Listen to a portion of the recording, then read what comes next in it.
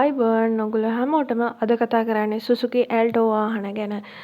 අපි බලමු ලංකාවේ දැන් තියෙන මාකට් එකේ vehicles පාටින් තියෙනවා. ඒ වගේම දැන් යන මාකට් ප්‍රයිස් එක අපි ගත්තොත් ලක්ෂ 30කට ආසන්න සහ ලක්ෂ 30 ඉක්මවා ගිහිල්ලා මිල වැඩිවීමක් මේ දවස්වල අපිට මාකට් එකේ දකින්න පුළුවන්.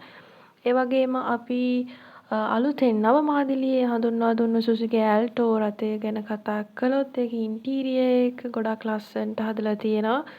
අඟල් 7ක ටච් ස්ක්‍රීන් ඩිස්ප්ලේ ඔඩියෝ එකක් තියෙනවා. ඒ වගේම ඒක Android සහ Apple CarPlay කියන අපිට එතකොට ස්මාර්ට්ෆෝන්ස් දෙවර්ගයකින්ම මේකට කනෙක්ට් වෙන්න පුළුවන්. ස්ටියරින් මවුන්ටඩ් කන්ට්‍රෝල්ස් අපිට ස්ටියරින් වීල් එකේ දැක් ගන්න හැකියාවක් තියෙනවා. rear seats ඔයාලට මේ විදිහට බලා ගන්න තියෙනවා. ඒ වගේම කැබින් ස්පේස් එක ගත්තොත් ඒක පුළුල් කැබින් ස්පේස් එකක්. ඒ වගේම ලෙග් ස්පේස් එකත් එයාලා මැක්සිමම් කම්ෆර්ට් එකකට හදලා තියෙනවා.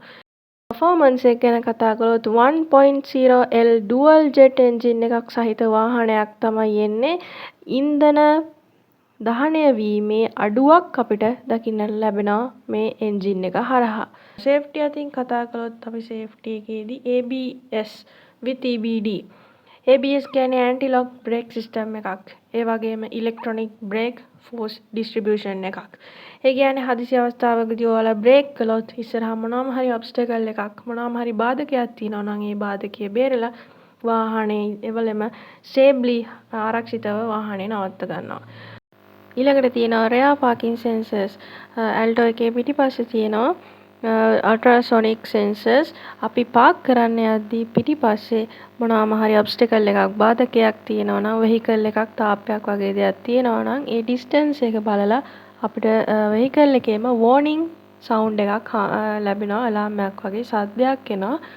මොනවාම හරි බාධකයක් පිටිපස්සේ වාහනේට ගොඩක් ළඟින් තියෙනවා නම්.